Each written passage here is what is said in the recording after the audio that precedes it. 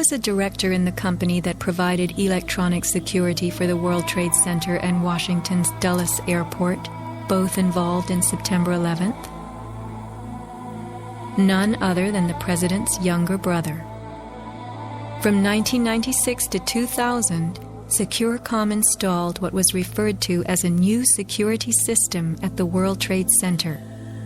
Wirt D. Walker III, a cousin of the Bush brothers, was CEO of Securacom from 1999 until 2002. Interestingly, these facts have not been made public. Was it only a security system that was added during those years, or was it also the wiring for a long-awaited plan? Scott Forbes, an IT specialist in a firm that had leased space in the South Tower since its erection, reported an unprecedented power down in his building for almost the whole weekend prior to 9/11. We were notified 3 weeks in advance of the power down by the Port Authority. That was relatively short notice to plan to shut down all of our banking systems. It was a big deal. It was unprecedented. We had a data center on the 97th floor. So our originating servers were all there. During that weekend, the power down meant that there was no security. The doors were all open, basically. And also the security video cameras were all off. But there were guys in overalls carrying huge toolboxes and reels of cables walking around the building on that weekend. Employees were notified that internet cables were being upgraded. But who were the strange workmen, and what were they really doing?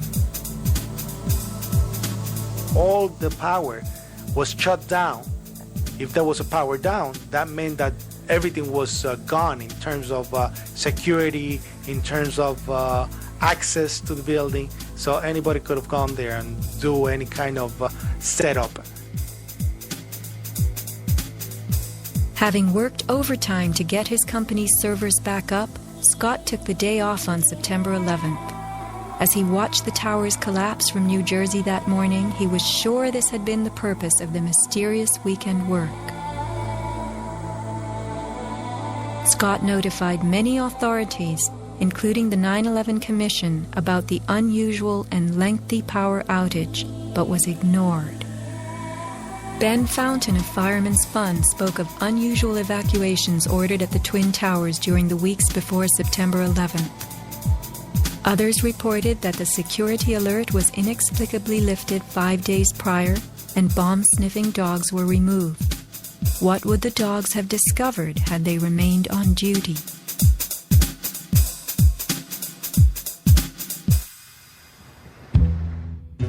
Although they were idolized as cathedral-like symbols of power and triumph that pierced the New York skyline, the Twin Towers were big money losers for the Port Authority of New York.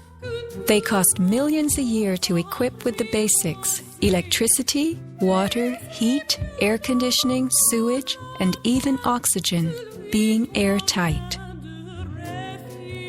As modern communications connected traders from all corners of the globe, tenancy in the Twin Towers continued to drop. The towers presented another problem.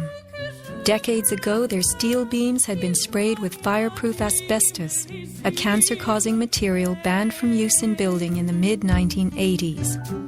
Although the World Trade Center complex was given several waivers, it was expected to clean up its act. But to remove the asbestos from every supporting beam in the Twin Towers would have been almost undoable. Quotes for this cleanup ran over $1 billion, and no insurance company was willing to bear the cost. An urban renewal project of unfathomable proportions. Given the tower's issues and problems, September 11th proved an unexpected bonanza.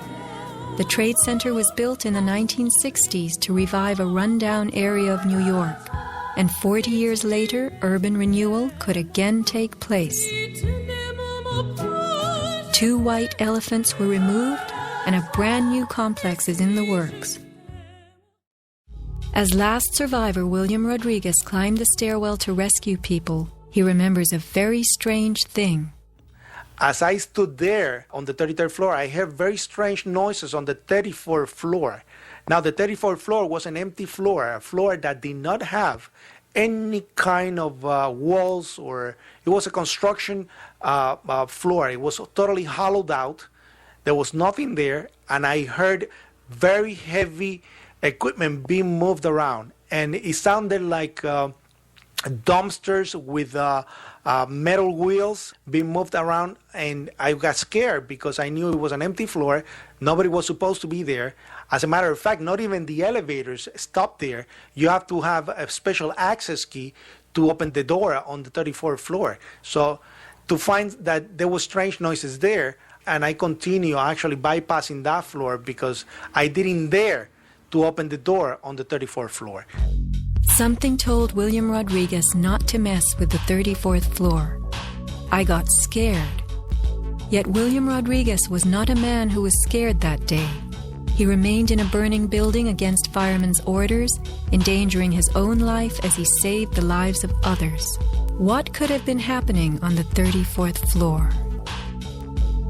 For weeks, Scott Forbes had heard similar noises on the 98th floor above him. It must have been at least 4 to 6 weeks before 9/11. It was like rebuilding work going on upstairs. The tenants, the people from Aon who had been there were moved somewhere else. The offices were just vacant. And there was a lot of heavy machinery building work going on. It was almost like pneumatic drills and lots of hammering, so much so that the floors were shaking. That's how noticeable it was. It was almost as if something heavy was being moved and then it was being taken off wheels, and it was like boom. Our floor underneath literally shook. You could feel the weight above you. That was how large it was. On one occasion, I opened a door to see what was going on, being nosy. When I opened the door, the whole office space was empty. There was nothing there at all. It was quite bizarre because it was just empty. Completely empty, barren, nothing, zero. Not even cables hanging from the ceiling, but there'd been these heavy noises and vibrations up above. It was really strange. And the noticeable dust in the building the week before. It was probably the week leading up to 9/11. Every morning I'd come in around 7 a.m. and the dust was incredible. It was filthy. It was like the cleaners weren't cleaning. Right where the windows were, there was a sill which enclosed radiators. I was sick to death of the dust which was appearing on the windowsills. It was dirty grey and very, very noticeable in that week leading up to 9/11. Where was that dust coming from? Grey dust Scott himself had to clean. Was it powdered cement? The steel columns of the Twin Towers formed an endo and exoskeleton. Had something been placed around the edge of the building, holes been drilled to contain it? Was the dust in those final days a telltale sign?